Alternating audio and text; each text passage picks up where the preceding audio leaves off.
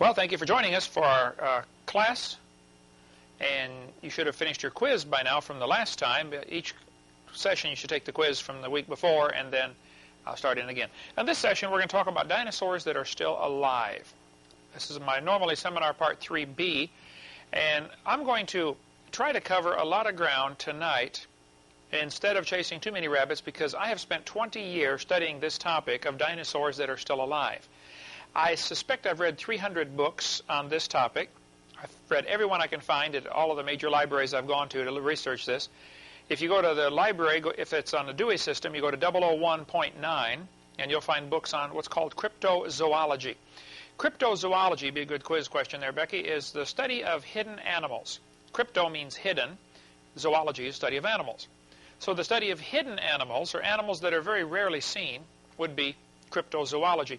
The man who made up this term, cryptozoology, is Bernard Hovind, who is a French scientist, and he has been a long-time president of the Cryptozoology Society. They study lots of things besides just Loch Ness Monster type things. They would also study Bigfoot, not too much in UFOs, but mostly animals that are still alive. And so there have been, according to Bernard Hovind, 20,000 reported sightings of dinosaurs in this century. Just in the last 100 years, there have been 20,000 people that claim they've seen a live dinosaur. Now, there's no question some of them are frauds, mistaken identity, etc., etc. But let's just talk about this. Is it possible that some dinosaurs could still be alive? What I point out in my seminar is that I think we've got overwhelming evidence that dinosaurs have always lived with man. They're called dragons through most of history. And there are certainly a lot of artifacts found, human and dinosaur artifacts together, human and dinosaur footprints together. But none of that is necessary if dinosaurs are still alive. And I think there's quite a bit of evidence that some are still around. We're going to try to cover that as much as possible in one class and then go on into lies in the textbooks for our next one. But so I'm going to have to just cut it off in the middle and say, okay, research on your own. If you want to read some books, we have a half a dozen books in our catalog that deal with this topic. One that I wrote with William Gibbons called Claws, Jaws, and Dinosaurs would be just a cheap $5 book you could get, and covers a lot of information on dinosaurs still living. Most of the authors on cryptozoology are evolutionists. And it's really funny to read what they say. They will do all this interesting research on dinosaurs are still living, and they go through all these sightings and stories, and then they say, wow, it's amazing. Some survived for 70 million years. So they come to the wrong conclusion after all of that. The right conclusion is, no, the world is not 70 million years old. God made it 6,000 years ago. There was a canopy above the atmosphere when God first made it, increased air pressure. Dinosaurs lived with man during this time. We covered in the last few classes about the Ica stones. Who remembers how many Ica stones have been found? Over 50,000, right. 50,000 of these stones found in Ica, Peru, 56,000 more found in Mexico, and they have humans and dinosaurs carved on them together. And here the textbooks are teaching the kids that dinosaurs lived millions of years ago, and yet we have art, we have artifacts, we have evidence that man and dinosaurs have lived together. I think probably there's a bigger picture we need to look at here. Satan hates humanity. He wants to send people to hell. And he wants his one world government, new world order. In order to accomplish that, he has to have people believing in evolution. That's his theme. It's what he started off tricking Eve with. He said, you can be like God if you do what I say. And the whole idea that man can somehow be God started, of course, with Satan in the Garden of Eden. And he's used that same lie all through history. And why let up? It's worked great, and it's still going on here toward the end of time, teaching everybody that man can be like God. So dinosaurs are one of his favorite tools to use because he can use dinosaurs and teach 4-year-olds about evolution. Kids that can't even read yet.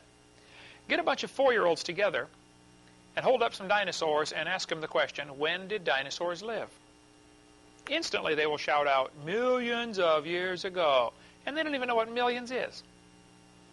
But they've already been brainwashed because of the TV, because of the books like this one. I can read about dinosaurs. A book for little kids. First sentence says, millions of years ago.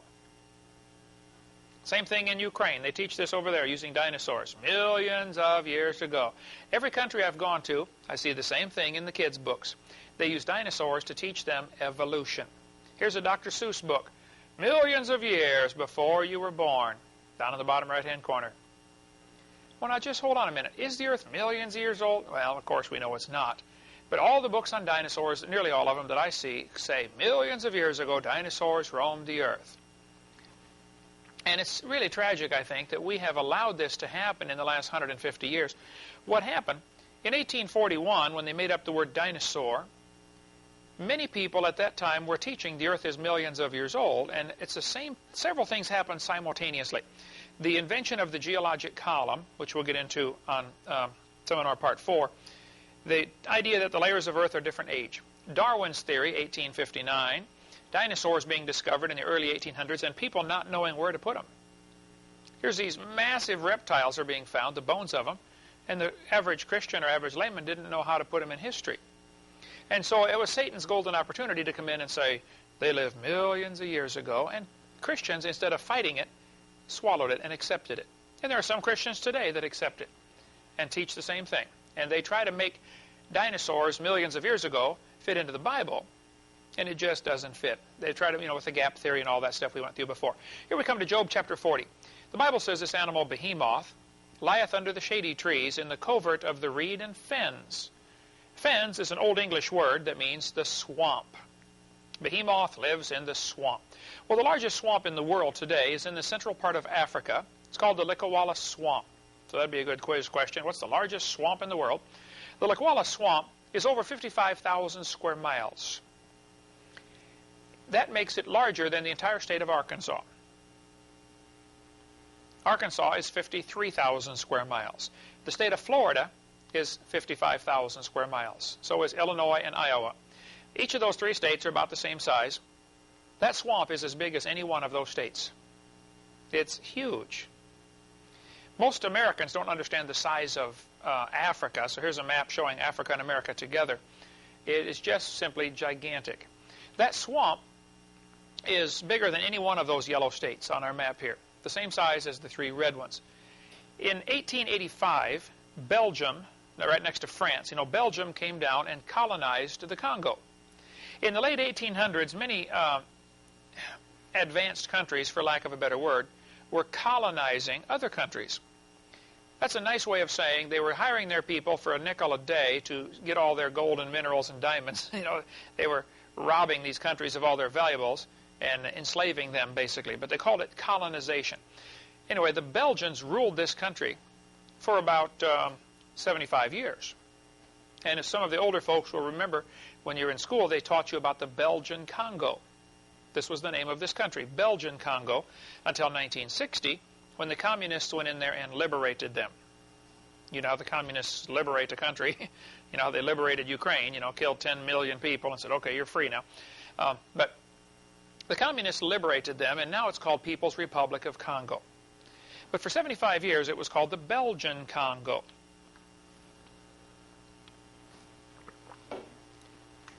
Explorers from Belgium and other countries went into that swamp. After all, they'd taken over this territory, let's see what we have here. Looking for gold and diamonds or whatever. In 1910, this article appeared in the New York Herald. Is a brontosaurus roaming Africa's wilds? Now, at this time, the brontosaurus had just been discovered before that. There were two groups, a guy named Cope, C-O-P-E, and a guy named Marsh, M-A-R-S-H. They were two fossil hunters that were in competition with each other. And they had crews that would go out all over scouring the West trying to find dinosaur bones and dig them out and bring them back and put them together in museums. They each worked for different museums. I think one was for Harvard and one was for American Museum in New York or something like that. Anyway, they had this tremendous competition to go out and look for these dinosaur bones to put them in the museums. They got in a hurry to put one together, put together this big dinosaur they found, but it didn't have a head. So some guy got a head from 4.5 miles away, brought it in, they stuck it on the dinosaur, and called it a brontosaurus. Most of the dinosaur names come from Latin words. Brontosaurus is thunder lizard, from Latin. And they said he was so big when he walked the ground would shake, They called him the thunder lizard, Brontosaurus. Many years later they discovered it was the wrong head. There never was a brontosaurus. They had the body of a diplodocus and the head of an apatosaurus. It's not a big mistake. I mean, it's sort of like putting together bones of a dog, and you don't have a head. Say you put together the bones of a Chihuahua, and you find you don't have a head, so you put the head on there from a Great Dane. Well, they're both dogs, but there's no such thing as a Great Chihuahua. So there's no such thing as a brontosaurus. It was a mix-up, but it's okay to use the term. If you watch Fred Flintstone, you know, he drives a brontosaurus, and they eat bronto burgers, and that's all from the brontosaurus. So in 1910, they did not know about the mistake yet. It had just been put together, I think, in 1890 or something like that, and it was several years before they discovered it was the wrong head. So this article came out and said, "Is a brontosaurus roaming Africa's wilds?" This is in the New York newspaper, because so many people had gone in there and come out saying, you know, we saw a dinosaur in there, still alive. Now, I think the Lord always has His witness and His testimony in things. And here we have people, scientists and teachers all over the world teaching, you know, dinosaurs lived millions of years ago in the early 1900s. And persistently, these rumors start popping up, and dinosaurs still living. Just to give, you know, the Christians some hope that, hey, maybe the Bible is indeed the Word of God, and it's right. 1948, this article appeared in the Saturday Evening Post. Now, the Saturday Evening Post was a major magazine in the early 40s and late 40s, sort of like Time magazine or National Geographic or something like that. This article is three pages about dinosaurs still living. It goes through people who've gone in there and say, look, I saw one.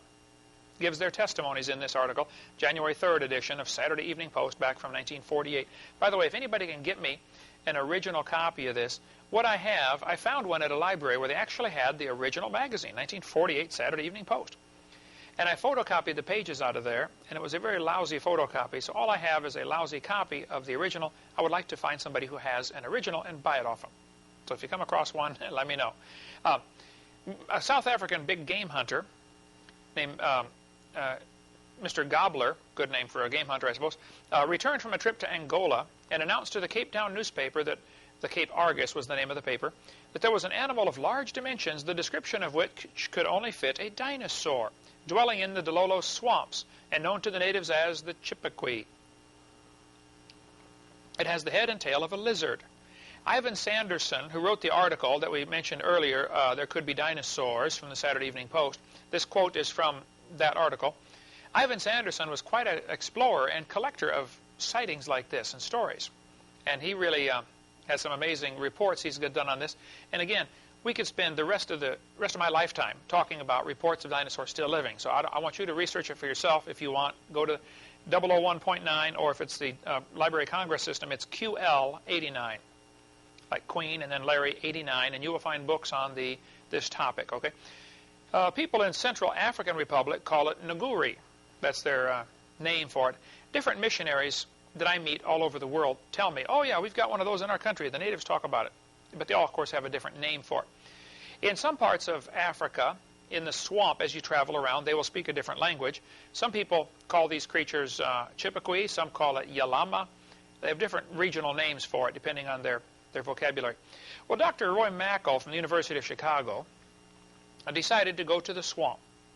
He had been involved in studying cryptozoology for many years, and he'd read all these stories of dinosaurs still living, and he was a microbiology professor at the University of Chicago. He said, well, a good scientist, and you hear something, you check it out. So, you know, thankfully, he was honest enough to say, okay, I don't think it's true, but let's go check it out. Now, you have to understand, if you got a bunch of scientists together and said, let's go to the North Pole and look for Santa Claus, what's going on in their mind? Why spend all that money? We know it can't be true. It's a waste of money.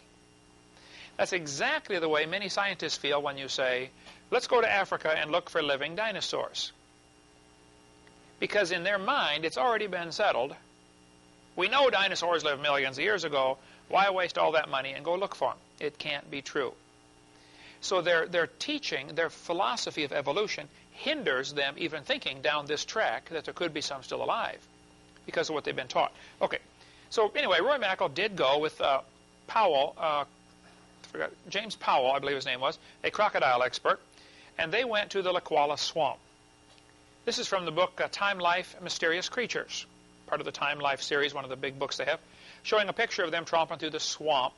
They said it's the most miserable swamp in the world. Mosquitoes landed on them at the rate of 1,000 per hour the entire time they're there. Bloodthirsty mosquitoes, snakes, bugs. You need to understand also this is a communist country now. So the communists have gone back in there to these swampy areas and told the villagers, boy, if you ever see a white man, he's probably a communist, he's probably a spy against the communists, you know, go ahead and kill him. Very unsafe place to go. Mark Miller went there and wrote a neat article about how he just about was killed by the pygmies because they thought he was some kind of spy. But in the book, The Living Dinosaur, written by Roy Mackal, after going into the swamp, he tells about the Mahamba, the giant crocodile that the natives report that lives in the swamp that gets to 50 feet long. One group of scientists in I don't remember the date now, 1984, I believe, claims that they saw a Mahamba, a 50-foot crocodile. This room is 34 feet long, so that's a big crocodile. The natives talk about the animal called Mokele Mbembe, which is their pronunciation of the creature. Mokele Mbembe means, I believe it means stopper of rivers. On page 225 of Mackal's book, he shows this sketch that he would show to the natives, and they would say, oh yeah, that's Mokele Mbembe. He lives out in the swamp. Mackal tells in his book how he tried, as a scientist, to make sure he wasn't leading the natives to answer a question. He would go to some villages, and he would just mention the name. He would say, what is Mokele Mbembe? And they would draw a sketch on the ground with a stick, and they'd draw a picture of a dinosaur with a long neck and a long tail. Other villages, he would show them a picture and say, what is this? And they would say, oh, that's Mokele Mbembe. Now, it's a very superstitious region over there, and a friend of mine who was there Gene Thomas, was there for 42 years. I just talked to him 3 days ago.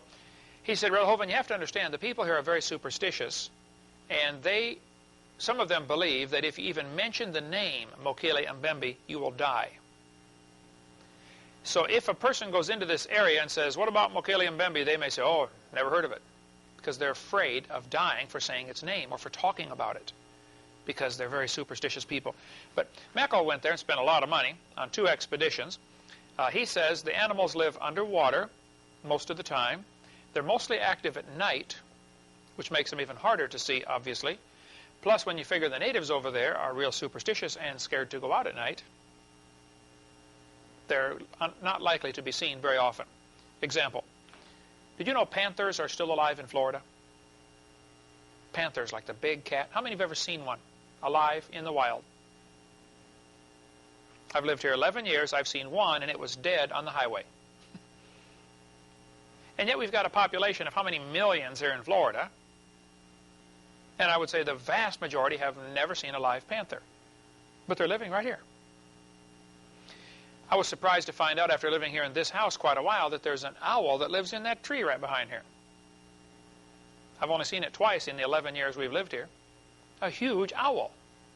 Well, it's nocturnal, okay? It's out at night. So the creatures in the swamp in Africa are apparently about 20 feet long, mostly neck and tail. The body's about the size of a hippopotamus. The natives showed Dr. Mackal the favorite plant. They said it's the malombo plant. And there's Dr. Mackal holding one. He says it has a fruit on it that's sort of like an apple, but harder than an apple. And Mokele Mbembe just loves these things. So they will even climb up out of the water into the jungle to get these plants and eat them, typically, again, at night or very, very early in the morning. Some natives claim they see one when they go out real early to go fishing. They will see one of these animals, and it'll duck under the water and make big waves and even sometimes knock their canoe over just because of the waves of this giant creature submerging. Dr. Mackal here is shown outlined with a footprint. This is, again, from Time, Life, Mysterious Creatures, page 94. There's Mackal's phone number there. He lives in California, and he's got a Chicago phone number. He's retired now from University of Chicago. But he's examining a footprint that the natives showed him where the animal came up out of the water and walked across the land to go after some more of these plants.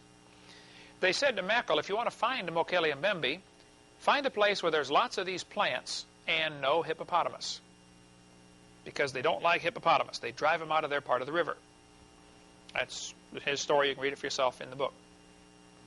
Gene Thomas, a missionary friend of mine, was there for 42 years. He's now retired back in Ohio. There's his name, address, phone number. You can call him up if you don't believe me. he said the natives over there wouldn't talk about it much, but occasionally they would.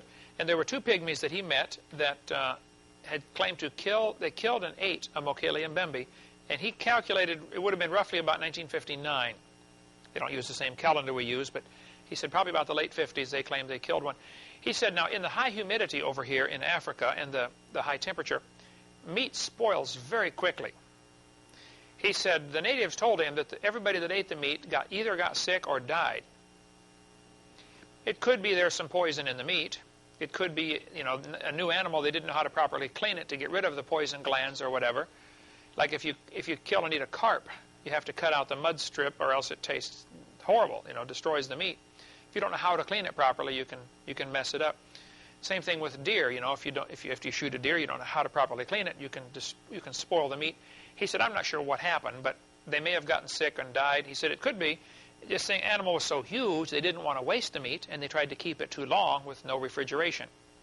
Bottom line is, it may just be a story, but the natives said, we killed it, and everybody that ate it either got sick or died. And obviously they did not die. They must have just got sick.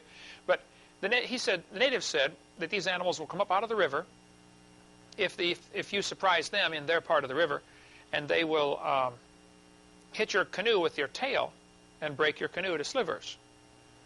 Let me back up one picture. He told me that they put stakes across the river one time to trap one of these animals because it kept bothering the fishing. The natives were going into this one lake to go fishing, and these Mokele Mbembes kept coming in there, eating the fish and scaring the fish off. So they pounded stakes in the river, one of the rivers leading to this lake, to try to stop the creature, and when it got caught tangled up in the stakes, they speared it to death. Mackle said in his book that he could still see the stakes there in the river when he went, 20 years later. So the story, he thinks, is true. Marcelina Agnagna is a biologist from the Congo. He's a communist teacher there, teaches in the communist school. He says he saw one in 1983, and he drew a picture of the back. When they asked him why he didn't get a picture, Marcelina said, well, I had a camera, and I took pictures, but the film was all ruined from the high humidity. Okay, reasonable story, because it is extremely high humidity. You carry a camera through the jungle sometime and see how well it functions after 2 or 3 weeks of tromping through the jungle. It's pretty tough to keep your equipment. Just survival is a full-time job. Keeping your equipment working is another whole set of problems. Anyway, this is a fascinating article by Dr. Mark Miller, who went to the Congo swamp with a crew, and I'd recommend you get this Far Out magazine. Now, these guys are not necessarily Christians. They're just researchers, explorers, who go do research on dinosaurs still living, all kinds of amazing stuff in this Far Out magazine, Far Out Adventures. Their phone number right there, or their website, azstarnet.com. Miller said they were captured by the pygmies, and they were going to kill them. And so they got these guys were all in this hut, like 5 or 6 of them. They got all the patches and badges and medals they could find and put them all on this one guy's shirt. And he just marched out and said, I'm a important government representative. They had Boy Scout medallions, security guard patches. Of course, the natives don't know what it is. Made the guy look important. And he went out and said, I demand that you release us right away. Well, the natives didn't know what to do, so they released them all. That's the story he tells in there of how they got out of it. But they just were nearly killed by these pygmies. A group from Los Angeles went there. Herman Regusters and his wife Kia are mentioned in this article, dinosaur-like beast photographed during African jungle expedition. Kia and Herman described the creature. They said they saw it and photographed it, but again, the pictures didn't come out very well. High humidity destroyed the film. He said the creature was dark brown in color. The skin appeared slick and smooth. Now, that's interesting. If the skin is slick and smooth, it's probably an amphibian as opposed to a reptile, which has scales. Unless it's just wet or muddy, and then you can't see the scale pattern. For instance, many snakes look slick and smooth, but they have scales. So it could be he didn't get a good enough view. He said the had a long neck and a small head. Herman saw it, Kia, his wife, saw it, and on several occasions, and they heard it making a tremendous roar. Now, as far as I know, the only recording available, and I have it in our archives here somewhere, is about a 4 or 5 minute recording that they made of a tape recorder of this creature roaring at night. And it was dark, they couldn't get video footage, but they said it would go roar, and then a slapping sound. Strangest thing they'd ever heard. And when you listen to the tape, you'll say, man, that sounds strange. They checked the voice print of this, whatever it was, because they just turned the tape recorder on and let it record while this creature is making its roaring sound. They couldn't even see it. They checked it with all sorts of other animals. You know, what's close to this anyway? What makes this sound? They found it was reasonably close voice print to, I think, a gecko lizard or some lizard, that when it roars, the skin on its throat puffs out, and then the skin slaps back. It's the closest they could find, so they guess it might be some kind of giant reptile making this noise. But Herman and his wife Kia said they heard the creature. Many other members of the expedition, including government officials from the Republic of Congo, saw it and heard it. Here's a story from the Boston Herald newspaper about how that there's an expedition going into the swamp again. There have probably been 30 expeditions into that swamp in the last 20 years trying to photograph or capture one of these creatures. Chuck Holcomb from North Alabama has gotten permission to go in there with a blimp, you know, inflatable dirigible, and fly over the swamp with cameras and infrared instruments to try to photograph this creature. He's got a couple of millionaires backing him up on this expedition. Chuck Holcomb's a good friend of mine. He's the one that built the huge cave, which you inflate, you know, for kids to get in, and it says Dinosaur Cave, and he's got it on the side, travels around and uses it as ministry. But he's going over there, supposed to be, I think, fall 2000 or spring 2001, and he's going to actually go into the swamp and try to photograph this. He's concerned, and I mentioned this to him. I said, Chuck, I don't know if infrared will do any good if it's a reptile. They don't have any body heat. You know, they're the same temperature as their environment. So infrared may not show up. This article appeared in London, United Kingdom. There's a website there, or I mean email if you want to get a hold of them. Hunters launch a trek for a living dinosaur. From you can get on cryptozoology.st if you want more on that. The natives over there claim that these animals live in caves. They're very rarely seen. They come out at night, and they eat plants for a while, and then they move on somewhere else. They're migratory. So it's not a simple matter of, hey, let's go take a picture and go home. It's just not quite like that. William Gibbons was Mr. Scotland, one of the bodybuilders, you know, like me. And he is a good friend of mine from Canada. He's been over there 3 times to the Congo swamp, and he and I wrote this book together. You can get a hold of him. His website is, or his email is congo@ionsis.com, ionsis.com, and talk to William about his expeditions. He's also been to several other places on cryptozoology adventures. For instance, there is some pretty good evidence that the dodo bird is not extinct. The last known dodo bird was like 300 years ago. And they've got it stuffed and mounted someplace in a museum. But there's some islands out between Africa and India where they say there are probably some dodo birds still alive. So he's doing research on that type of thing. I was about ready to go on TV one time in Canada on the 100 Huntley Street Club program. And I'm sitting there, and, you know, they're putting makeup on and all this stuff for TV. And I'm sitting there with a missionary who I had never met before. His name was Cal Bombay. And he does a regular story on this 100 Huntley Street every week, or every day, whatever they broadcast. And I was telling Cal about dinosaurs still living, and I had Roy Mackel's book there. And I handed it to him. He just was thumbing through it, and he stopped on this page right here, page 256, and said, my wife and I saw one of those. He said, I was missionary in Kenya, Africa, for 15 years. He said, we're driving down this dry, dusty road, very arid region, lots of small brush everywhere, and we saw this giant creature. He said, I would guess it was about 15 or 18 feet long, like a monitor lizard. He said it was stopped in the middle of the road, like it was sunning itself, trying to warm up. You know, lizards have to lay in the sun to warm themselves up. He said, it looked like that picture you have there, but the plates on the back were bigger. He said, we shut the car off, and my wife and I watched it for 10 or 15 minutes. He said, finally it got up and just walked off into the brush, disappeared. I videotaped an interview with Cal Bombay, and it's on the end of my video number 3. You can see the interview with me talking to Cal about the creature that he saw. He, you know, describes it for himself. Down in South America, one of the largest jungle swamp areas in the world is down here, called the Amazon jungle. I flew over the Amazon when I came back from preaching in Brazil and was just amazed at the size of that thing. That jungle is huge. It goes forever, it seems like. But in 1907, Colonel Fawcett from the British Army was down there. He was a member of the Royal Engineers. And he had a reputation of being a no-nonsense kind of guy, meticulous recorder of facts. They sent him down with a crew to mark the boundary between Brazil and Peru. Fawcett reported in the Beni swamps that he saw an animal he believed to be Diplodocus, which would be the Brontosaurus, okay? Only a little smaller version. The Diplodocus story is confirmed by many of the tribes east of the Ucayali River.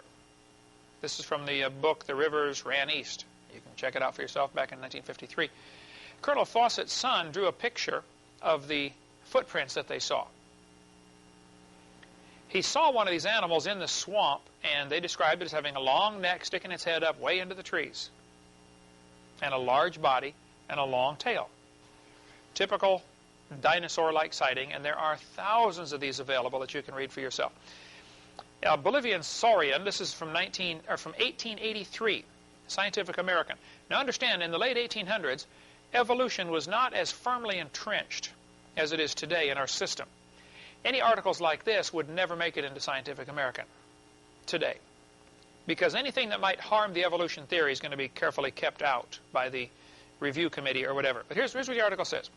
The Brazilian minister at La Paz, Bolivia, had remitted to the Minister of Foreign Affairs in Rio photographs of drawings of an extraordinary saurian, that's dinosaur, killed on the Beni after receiving 36 balls. They shot it 36 times. By order of the President of Bolivia, the dried body, which had been preserved in Asuncion, was sent to La Paz. It is 12 meters long, 39 feet, from snout to point of the tail, which latter is flattened. Besides the anterior head, it has 4 meters behind 2 small but completely formed heads.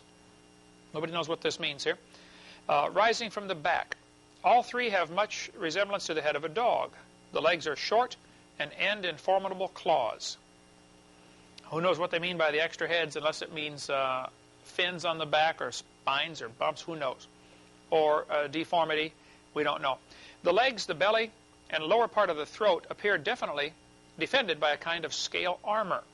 And all the back is protected by still thicker and double, whatever that word is, cuirass, starting from behind the ears of the anterior head and continuing to the tail. The neck is long and the belly large and almost dragging on the ground. Professor Gilvetti, who examined the beast, thinks it is not a monster but a member of a rare or almost lost species, as the Indians in some parts of Bolivia use small earthen vases of identical shape and probably copied from nature. William Corliss has written in many, many books where he gathers information from old encyclopedias and old magazines about sightings of strange things like this. And he's done great work. You might want to get a hold of William Corliss's book or any of his series of books. It's listed in my seminar notebook in the blue pages under Source Book Project. Here's a picture of a 35-foot snake that just swallowed a native. They killed the snake and put it in the truck. You know, snakes have a jaw that they can open up. The jaw comes apart so they can swallow something bigger than their body. Snakes are found with pigs inside and deer inside where they swallow the whole thing. And a large snake like that might only have to eat once a year. Guinness Book of World Records has 32 feet as the longest snake proven. Well, Colonel Fawcett said he shot and killed a 62-foot anaconda snake in the jungle down there. The natives that were with him said, "Colonel, you should see the big ones." The natives were terrified when he shot this thing because they said, "Oh, no, don't shoot it, because if there's one, there's going to be 2. There's another one around here somewhere." Well, he shot it and killed it and measured it. Now, the guy's a member of the Royal Engineers. He ought to know how to run a tape measure. He said it was 62 feet and some inches long. I mean, he measured it. Officials of the Brazil-Colombia Boundary Commission in 1933 killed a 98-foot snake 2 feet in diameter with a machine gun on the banks of the Rio Negro. They claimed the creature weighed 2 tons and 4 men had been unable to lift its head. Bernard Heuvelmans, president of the Cryptozoology Society, has one of the biggest and best books on this topic, even though he believes in evolution. He does all this research and says, wow, dinosaurs are still alive, and it's amazing they survived for 70 million years. So he still comes to the wrong conclusion. But his book is tremendous, and I'd recommend it, in spite of his evolutionary prejudice. A cook from a hotel in Amazon jungle said he saw a 100-foot snake. Now, I met a missionary to Ecuador back in January of year 2000, and he told me the story right here, that this cook had told him that he saw a 100-foot snake, which the military had hunted down after it had eaten 2 soldiers. The snake's head was 5 feet long. And this guy was a missionary to that region, and the cook went to his church there and told him the story. So that's what happened to me. This was in Reuters News Service, 1997. 130-foot boa seen in Peru. That's a big snake. Terrified the villagers, of course. It crashed through the jungle. When it was all done, it left a trail that a wagon could go through as it pushed the trees and brush out of the way. 1948, this picture was taken in South America of a snake floating down the Amazon River. The witnesses claim it was 150 feet long. Nobody poked it to see if it was alive. They just let it float on by. Good thinking. Now, Jim Foster was a student of mine for many years, and then he became a missionary. He was in Amazon for a while. He told me that down where he was, in the central part of the country, the Amazon River was only 9 miles wide. Can you imagine a river 9 miles wide? When it gets out near the Atlantic Ocean, it becomes 200 miles wide. That's a big river. All sorts of things are in that river, of course, the piranha and all this kind of stuff. But in Scotland, of course, many folks have heard of the famous Loch Ness Monster. We'll talk a little bit about Loch Ness and some of the other creatures that have been seen recently, right after we get back from the break. Strange and unexplained phenomena. See, to the average person, sighting a dinosaur is strange and unexplained phenomena. To the Christian, it's not a problem. So there's some still around. The unexplained, and they have a whole section on Loch Ness Monster, or, of course, he's got a section on Bigfoot, and a section on dinosaurs still living, and a section on UFOs, and all sorts of neat research, and I read all this stuff, and yet we come to the wrong conclusion. Here's one, alien animals, really a good one. Again, wrong conclusion. In Witch-Bound Africa. Now, this is an older book, I think 30s. Let's see. 1967. About explorers who'd gone in there reporting these dinosaurs still alive. Dr. Bernard Hovind, I mentioned, the president of the Cryptozoology Society. Here's his book. I read it very carefully, the entire thing. And it's really amazing, all of the stuff he's got in here. And yet again, wrong conclusion. And he's a brilliant scientist and a good guy, but just needs to put it into Christian perspective, and it'll all make sense. Okay, Loch Ness. I don't tell how many books have been written about Loch Ness. Here's the enigma of Loch Ness. And again, many, many stories. I read, I don't know about all of them, but I've read an awful lot of them. Probably 100 books just about Loch Ness. Because some tell the same stories. The same stories appear in many books, and other times you glean new things from other authors. There's a website, lochness.co.uk, if you want to get on their website, or cryptozoology.com. Good websites about this. In northern Scotland, Loch Ness is a long lake. It's 24 miles long, about a mile to a mile and a half wide. Loch Ness is extremely deep. It's about nearly 1,000 feet deep in places. Now, before 1933, there was not really good access to the lake. If you wanted to see Loch Ness, you had to climb over the mountains. There are mountains on both sides of the lake. It's in a very deep valley called the Glen, the Great Glen, or something like that. Loch Ness, actually, if you look at it, is part of a channel. I'll back up a couple slides here. You can swim all the way across Scotland through these different lakes that are connected, lakes and rivers. Loch Ness is connected to the ocean via a river. Look at the north end there. You can see the little river goes up to the small town of Inverness. It's 7 miles from this little town, which has about 20,000 people, 7 miles up to Loch Ness. If you've ever taken a boat ride for 7 miles, you know how monotonous that can be, because boats typically don't go real fast. But about the only access to this lake was go up the river 7 miles. And that's just to get to the end of the lake. You want to go 24 miles to the other end and turn around and come back. It's an all-day trip to go the length of Loch Ness. There were some old monasteries built along there and some old castles. The Urquhart Castle is there on Loch Ness.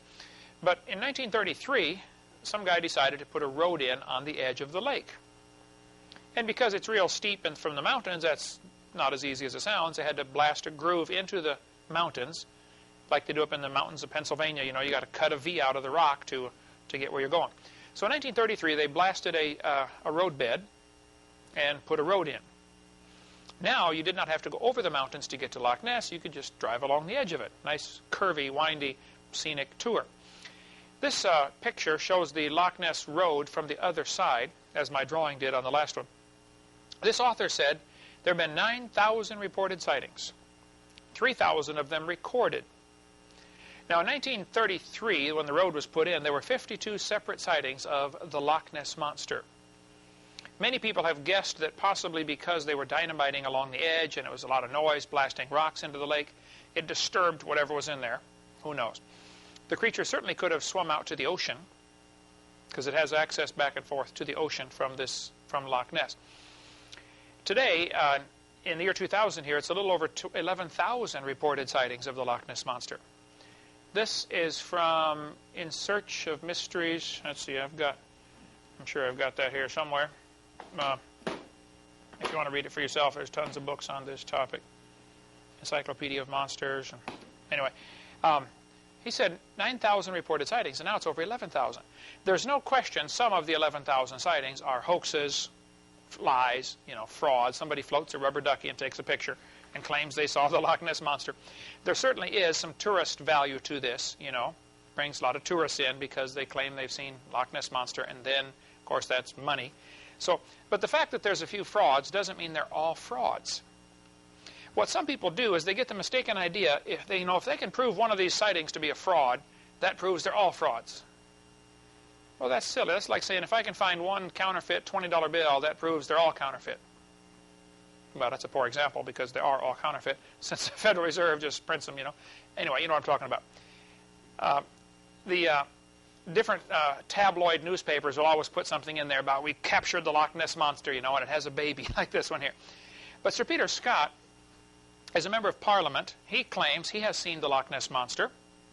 He wears the shirt, "I believe in the Loch Ness Monster." That'd be the equivalent of a U.S. Senator. He claims, and most people claim, it's a plesiosaur.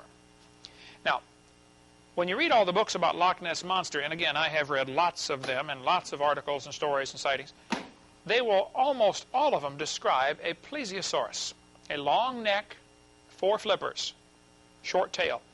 Some of them describe humps on the back. Some say there are no humps. I've read at least one, maybe 2 stories where somebody said they saw the creature going very slow and there were humps on its back. Several people describe it as bunches on its back. And then there were 2 of these stories that said they saw all of these bumps straighten out into one big hump as it took off swimming real fast. Who knows? The theories are that probably, the best theory that I'm aware of is that probably these, as the creature is going slow, the muscles are contracted on its back, making the bumps. And then when it swims fast, the muscles straighten out into one long hump. Got a better idea? I'd love to hear it. But when you read these articles about Loch Ness Monster, like this one is from the book Strange Animals, which I don't think I have out here. But he says, others insist Nessie must be a plesiosaur. One thing wrong with this theory is that plesiosaurs are believed to have become extinct 70 million years ago. Now hold it. There's nothing wrong with the theory. There's something wrong with his prejudice, because he's already decided he believes in evolution. Arthur Grant is a veterinarian student. He nearly ran into Nessie on his motorcycle one night. 1:30 or 1:40 in the morning, he's driving down this new highway there in 1934. The road's just been in for a year. And Nessie scooted across the road in front of his motorcycle. Now, the guy's a veterinarian student. He ought to know something about animals. So he drew this sketch after the sighting. He said it moved very clumsy like a seal with flippers. Here's the sketch he drew of Loch Ness Monster. Alexander Campbell is the game warden, was the game warden for Loch Ness for 47 years. He said he saw it 18 times, and it looks like that. That was from his 1934 sighting, shortly after the road was put in. Cages have been built. They've baited the traps with everything you can imagine and some stuff you cannot imagine, trying to capture this creature into the traps. They've tried all sorts of things to get Loch Ness Monster. You have to understand, Loch Ness is a huge lake. It's big enough that everybody in the world could go drowned in it at the same time. It would hold the entire world's population of 6 billion people would fit in that lake. And it is very black water. It's got so much suspended peat particles in it. Here is a bottle of water from Loch Ness.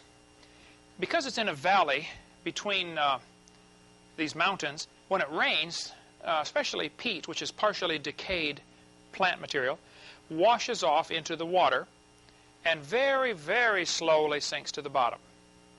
Any little movement or storms or disturbance, makes the water muddy, like a mud puddle. I'll pass this around. If you shake it up, you can see all the stuff floating in here, the suspended peat particles. That is what the whole lake is like. Now, if you get enough of that stuff together, you get 6 or 8 or 10 feet, it eventually blocks all the light. And so the top 6 feet might be fairly clear, and the deeper you go, the darker it gets, and you get down 6, 8, 10 feet, and it's black. Sunlight can't penetrate through all that stuff floating around. And so you've got a lake nearly 1,000 feet deep of pitch black. You can't see anything. There's just too much stuff floating in the water, just like a mud puddle. Shine a flashlight into a mud puddle sometime and you'll see what I'm talking about. The light just simply won't penetrate. Many sketches have been drawn of this creature. The Spicer family said they saw it with a sheep in its mouth, headed back for the lake. One guy heard a disturbance in the water. He had some friends hold torches, and he went out there and took a picture. And he got a picture of a hump and a neck. Off to the right, you can see the neck sticking out. Now, when they republished this picture in Reader's Digest, they cut the head off. You know how they crop pictures to make them fit? All you see here is the back. In the Reader's Digest, Reader's Digest abridged version, they cut the head off of the creature. MacLeod said he watched it through binoculars for 10 minutes. Tim Dinsdale, the author of this book, Loch Ness Monster, which is still on the shelf in there, Tim Dinsdale was an engineer from England or London, I believe. He went and saw the Loch Ness Monster. He said he videotaped it for like a minute, or filmed it with a film. It was great distance. It was zigzagging back and forth across the lake. He took the film to the, I believe it was the military, the Royal Air Force, the guys who analyze film, like high altitude photography. And they said it's definitely an animate object, the living object. And Tim got so excited about what he saw that he quit his job, bought a boat, and went and lived on Loch Ness. He wanted to see it again, that bad. Dedicated the rest of his life to researching, interviewing people who've seen it, gathering information. To my knowledge, he never saw it again. But he's written several books. He just died here several years ago, but he wrote several books on the Loch Ness Monster. He describes, for instance, Torquil MacLeod, who watched the critter for 9 minutes through binoculars and drew those sketches. MacLeod, after watching it 9 minutes, said, I think Loch Ness Monster looks like this. Many people have drawn sketches. Some people say it has horns or tubes on its head. All sorts of speculation is about this. Most people do not describe anything on its head. A few say it's got bumps sticking up, and they think there might be retractable breathing tubes, like a snail's eyes. His eyes will stick up, and when you touch him, they go back down in his head. There's all sorts of guesses on this. Nobody knows for sure what it is. But World Book Encyclopedia put a submarine in Loch Ness. They brought the submarine from Atlanta, Georgia. Dan Taylor built it, and they brought the sub over there, put it in the lake. There have been 3 submarine attempts. They've tried white ones, yellow ones, and I think red ones were the other. It's in one of these books here about to see the Loch Ness Monster.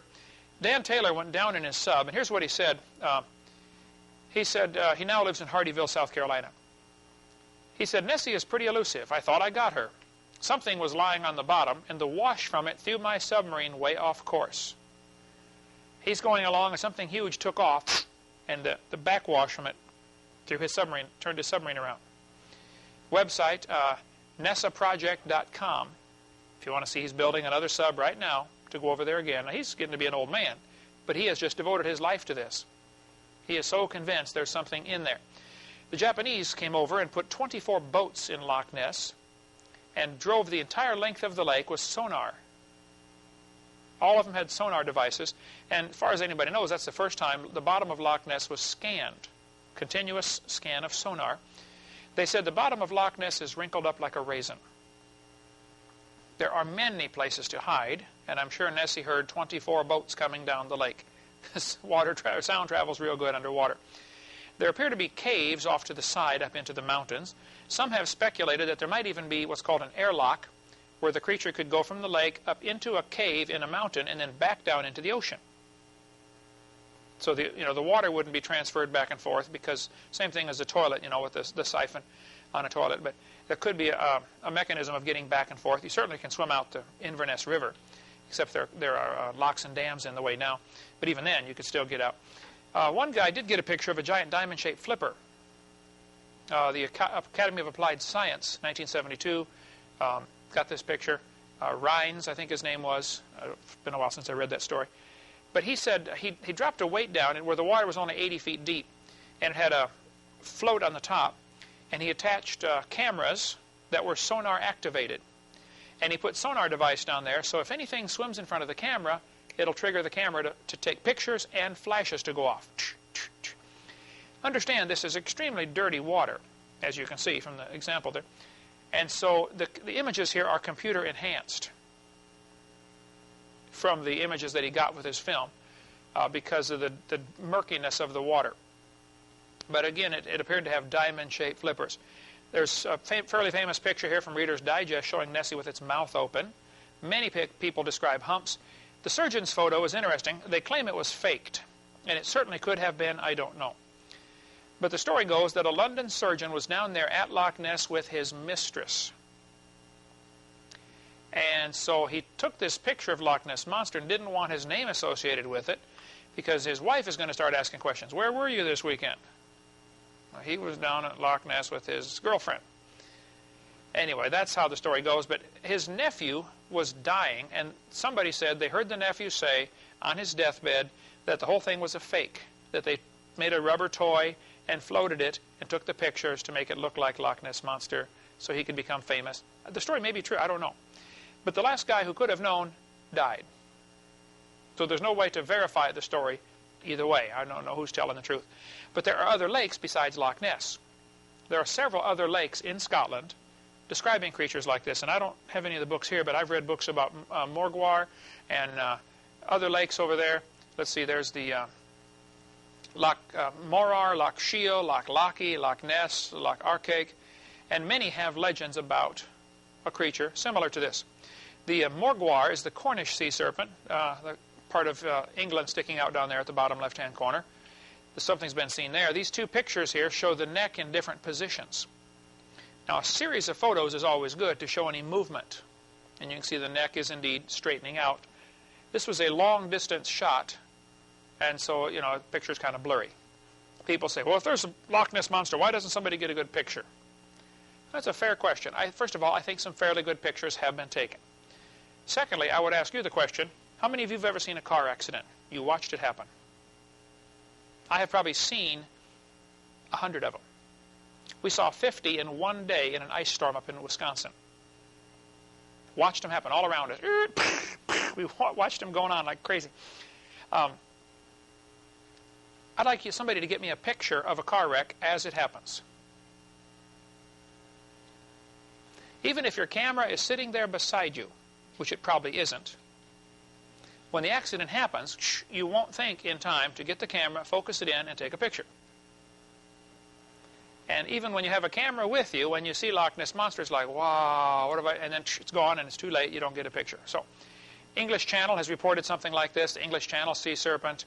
Sea dragon was listed in an old dictionary somebody sent me. We think the dictionary was 1766. The cover and first 4 pages were torn off. So we don't know, but I've got it in the office there. The dictionary reported, though, a marine monster caught in England in 1749 called a sea dragon, resembling in some degree an alligator, but having 2 large fins which serve for swimming or flying. It had 2 legs terminating in hoofs like those of an ass. Its body was covered with impenetrable scales. It had 5 rows of teeth. Now a shark, pan over here, Steve, if you would. A shark has quite a few rows of teeth. Here is a shark's jaw, and you can notice in the back all these different rows of teeth, immature teeth that are getting ready to flip up, or when the shark gets ready to bite something, he will puff up his jaws, so a bunch of these teeth dig in at the same time. Some have speculated that the creature may be in the shark family because of the extra rows of teeth. I don't know. All I can do is speculate like everybody else and say there's something interesting over there. They describe the creature as having these 5 rows of teeth. Here's a picture of the one taken on the beach in Normandy, France in 1925. This appeared in Time magazine in 1934. The 25-foot creature washed up on the beach in Normandy, France, 1934. 2 professors from Paris Natural History Museum analyzed the creature and said it was definitely not a whale, not a sea cow. It's possible we are in the presence of an unknown species, is what they said. There's a man standing there for scale. You can see the size of this creature next to whatever this creature was. Down in Brazil in 1905, this creature was seen by some scientists on board a ship called the Valhalla. Cruising off the coast of Brazil, they spotted a dorsal fin 6 feet long, 2 feet high, and a small head on a neck about 7 or 8 feet long in front of the fin. The creature's color was mainly dark brown, turning white on the underside, and a good-sized body could be seen under the water. The observers were two experienced British naturalists, and they published their story in a book called The Proceedings back in 1905. Down by New Zealand, a Japanese fishing boat pulled this creature up in 1977.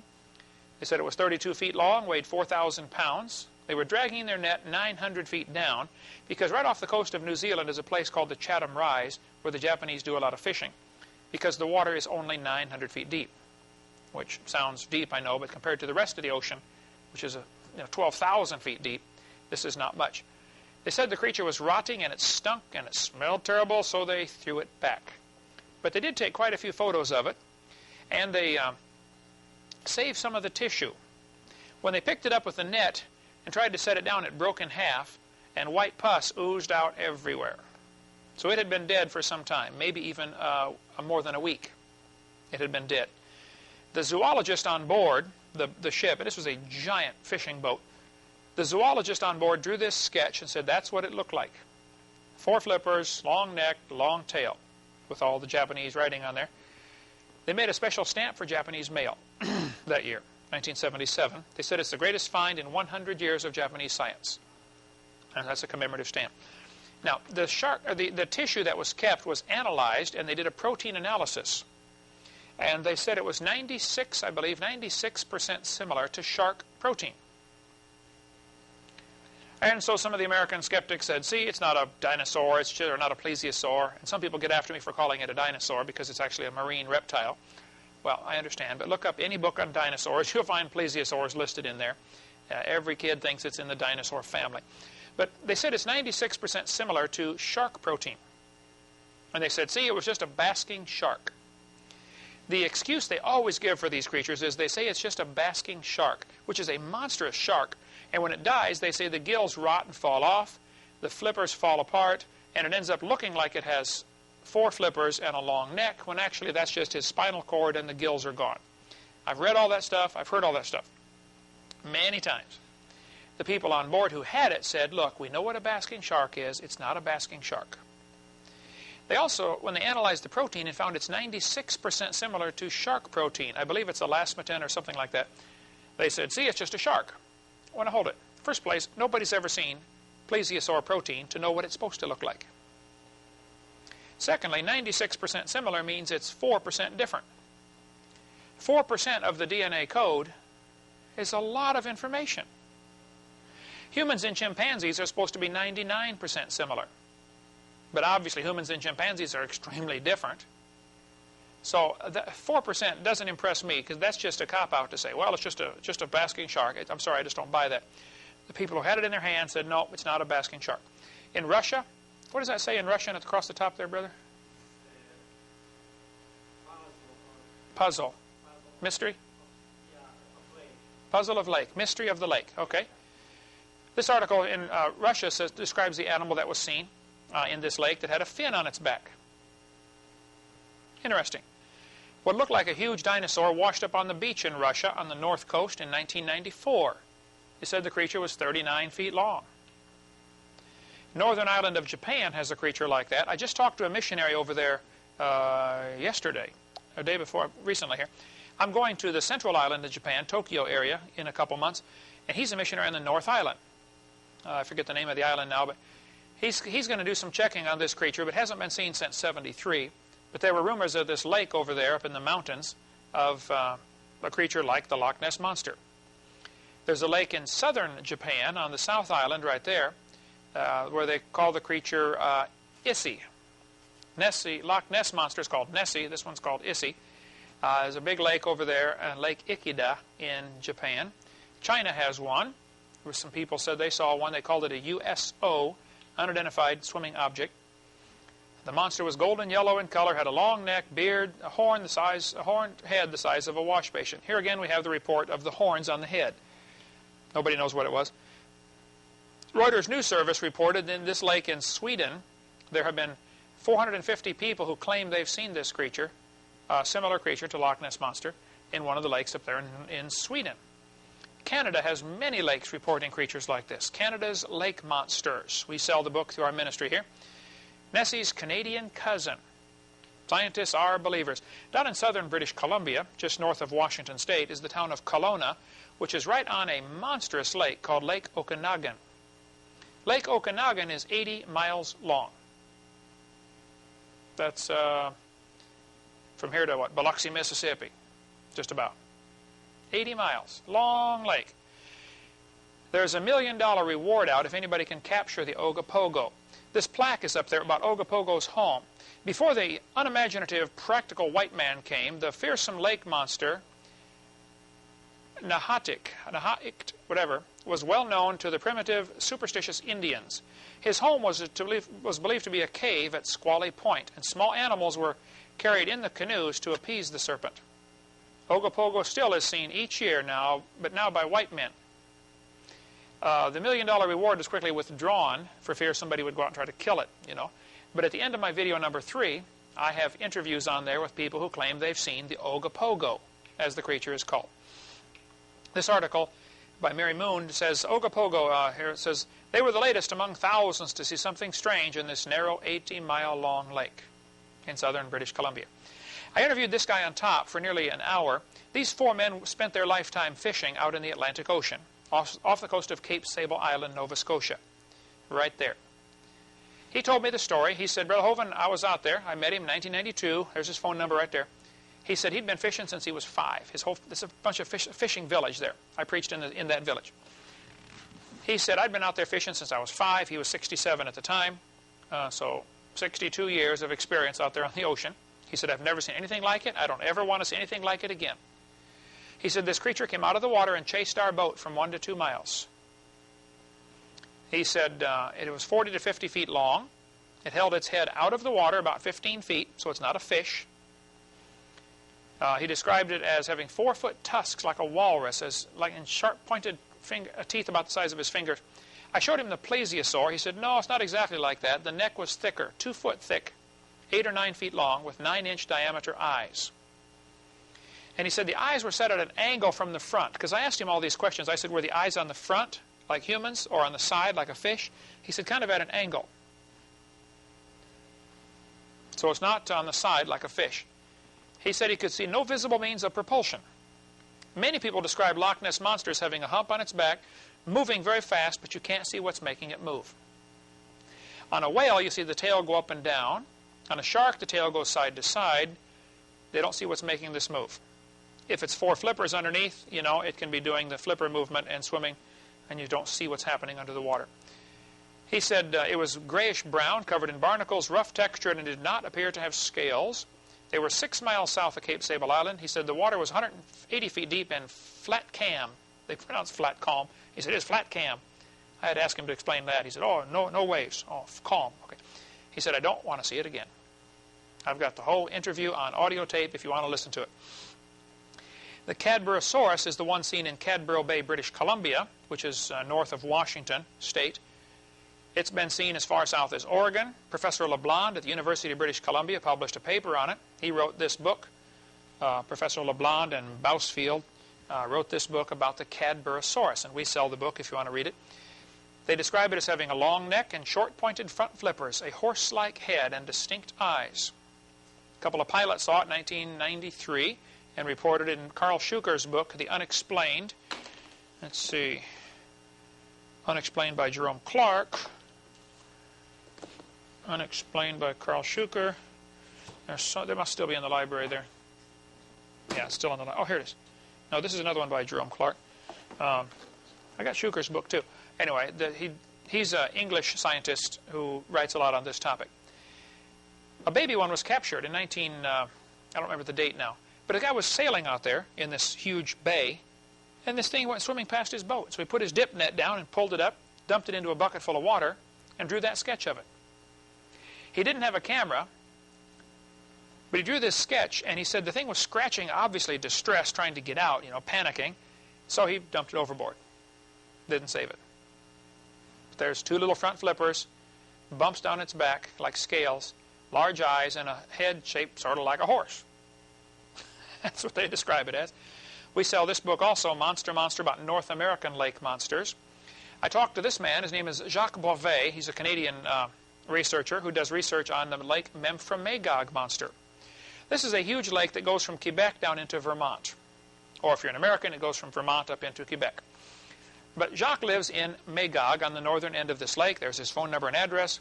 I talked to him for 3 hours, videotaped the interview with him. He tapes interviews with folks who've seen this creature. In 1992, there were 26 people who saw it, as an example, kind of a typical year. Something's been seen in Chesapeake Bay here in America, in the Potomac River.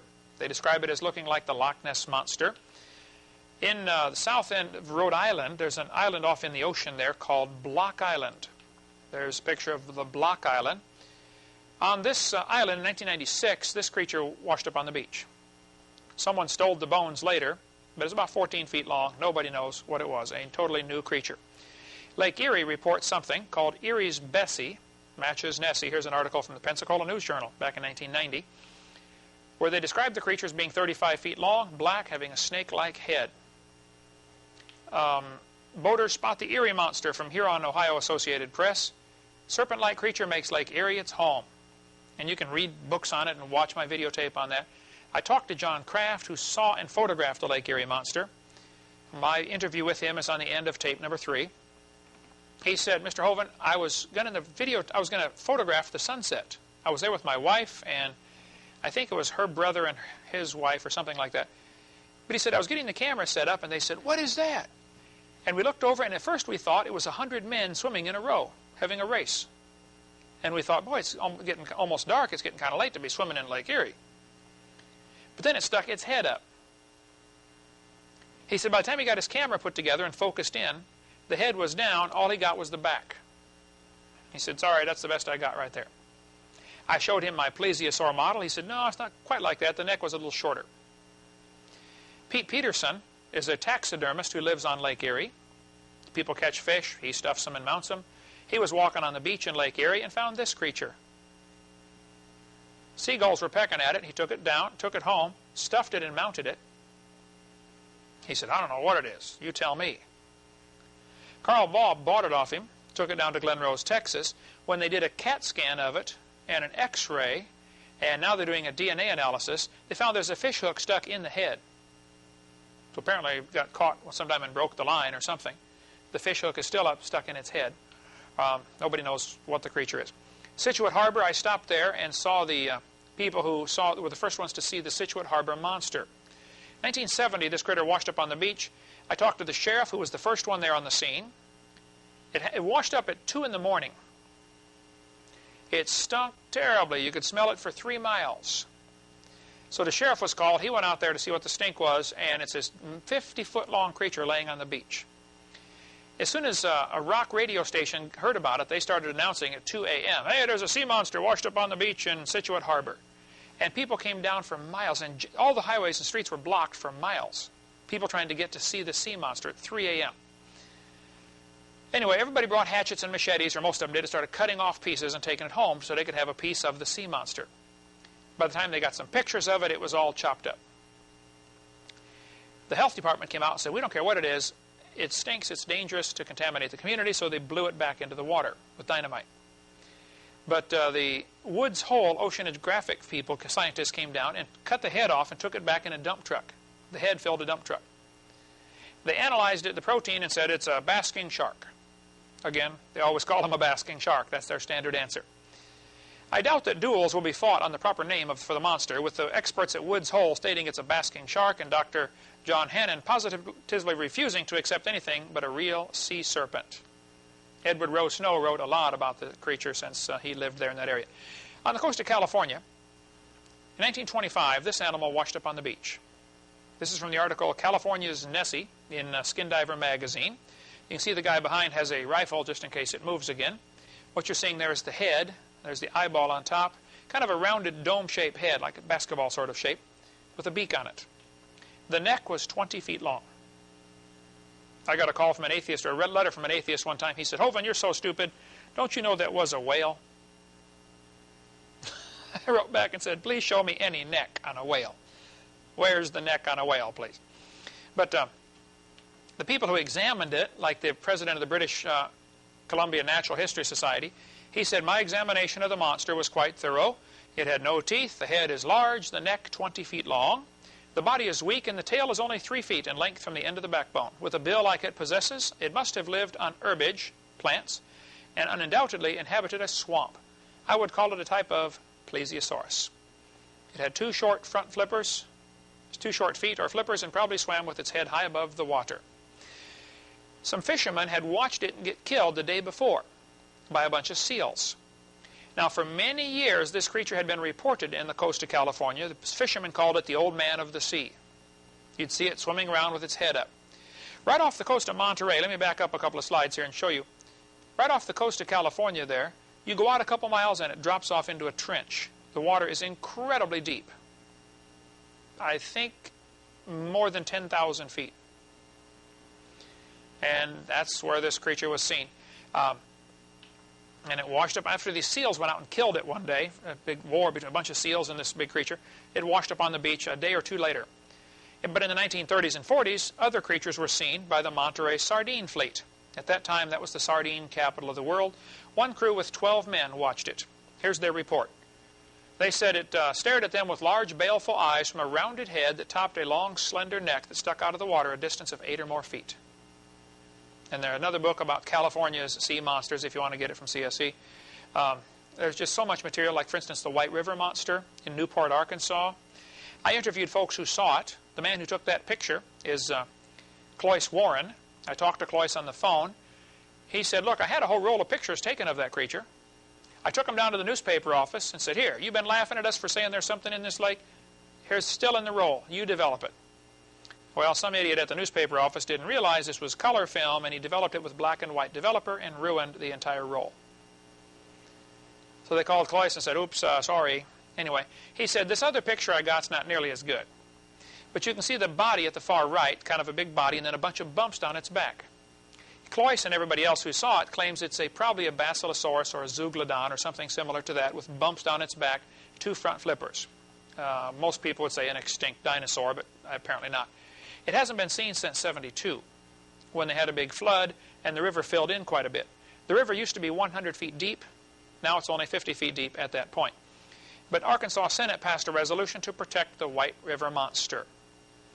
Jupiter, Florida, something was seen. Here's the article about the guy who saw it. He told me he saw this creature surface as he was flying out 7 or 8 miles off the coast of Jupiter, Florida. John Messick wrote me that email about this creature. In Vermont, there's a lake between Vermont and New York called Lake Champlain. Many people claim they've seen the Lake Champlain monster.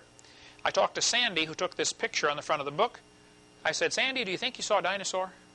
She said, oh, no. I know I saw a dinosaur. She and her husband and 2 kids watched it for 10 minutes, and she describes that on the videotape number 3 again.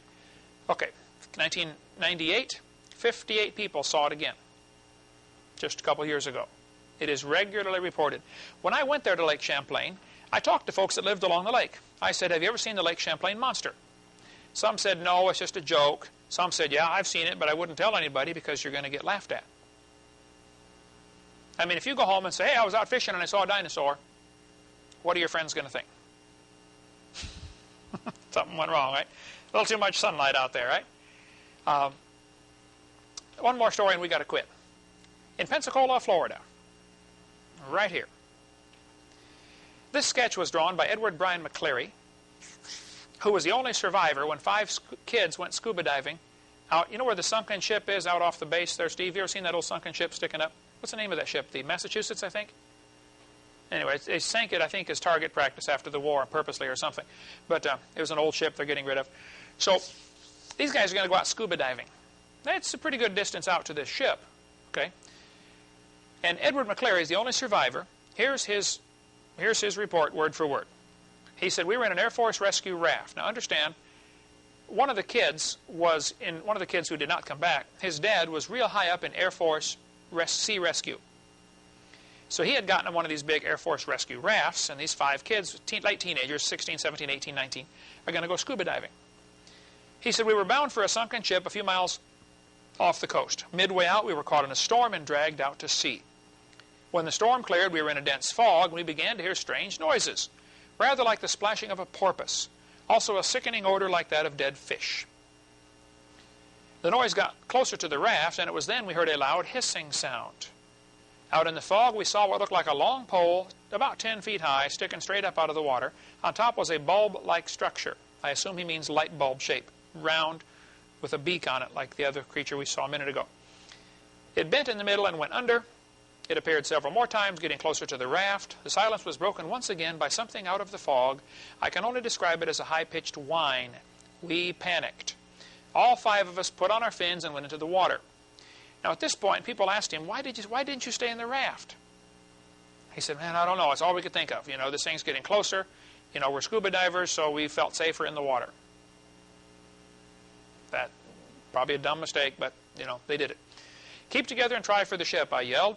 After we were in the water, we became split up in the fog. From behind, I could hear the screams of my comrades one by one. I got a closer look at the thing just before my last friend went under. The neck was about 12 feet long. Brownish green and smooth looking. The head was like that of a sea turtle. There appeared to be what looked like a dorsal fin when it dove under for the last time. Also, as best I'm able to recall, the eyes were green with oval pupils. The guy's getting a pretty good look at it. He swam to the ship. He said, I finally made it to the ship, the top of which protruded from the water, and it still does today, by the way, and stayed there for most of the night. Early that morning, I swam to shore and was found by the rescue unit. That's the sketch he drew as the only survivor. I told this story in a meeting when I was speaking at Fort Walton Beach down the road here. A lady came to me afterwards. Her name is Val Bill. There's her address. She said, Mr. Hovind, my stepson, Larry Bill, was one of the kids who did not return. She said, my husband, his dad, was involved in Air Force rescue for the government. If the president would have gone down, he would have been one of the ones to go after him. The guy was real high up in rescue. He said they searched in vain. One drowned teenager was found. One body was found. The other 3 were never found. I called Edward Bryan McCleary. I chased him down. He's in Jacksonville, Florida. He refuses to talk about it. His wife told me, after this incident, when he was like 18 years old, he became an alcoholic and a drug addict. And he doesn't want to talk about it. He's afraid it'll, you know, stir up these memories or something. But that was right here in Pensacola, Florida. All right, we got a ton of more material you can read. Watch our video number 3 and get more on that. The point is, I think there are some dinosaurs still alive, including some pterodactyls. I've gathered a ton of material on pterodactyls still living. I get reports probably once a month. Somebody will call me from Papua New Guinea, Indonesia, or a northern tip of Australia and say, hey, we've seen pterodactyls still alive. I spoke at Pensacola Junior College here a couple months ago. Next door, Jan Hadley, my neighbor, teaches English as a second language over there. I was speaking at the college over there. I mentioned pterodactyls have been seen in Papua New Guinea. This lady stood up. Let's see, her name was Irma Wati. She's a medical doctor, came over to America. She's studying English right now at PJC. She said, Mr. Hovind, I'm from Indonesia, and you're right, we have those creatures in my country. Pterodactyls still alive. I've had many missionaries tell me they've seen this, and maybe at the end of this tape, if there's time, we'll just go through and flash up the slides real slow. You can read it for yourself and chase down the information. I think it's a fascinating study, studying cryptozoology. My purpose, though, is to help destroy the evolution theory. which says dinosaurs lived millions of years ago, and I'm sorry, they just didn't. They're part of God's normal creation. They've lived with man all through history, and there might be a few small ones still alive today. And that's the point of all this.